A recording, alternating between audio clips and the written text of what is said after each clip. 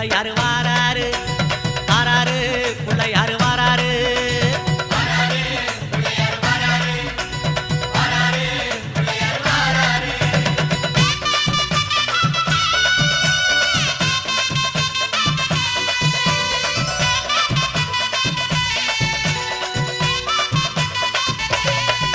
அம்மாவேல் பிடித்த தம்பிக்கு தான் அண்ணனாகி வாராரு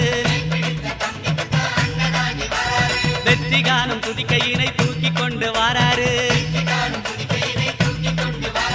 வெள்ளையான உள்ளங்களில் வீட்டிருக்க வாராரு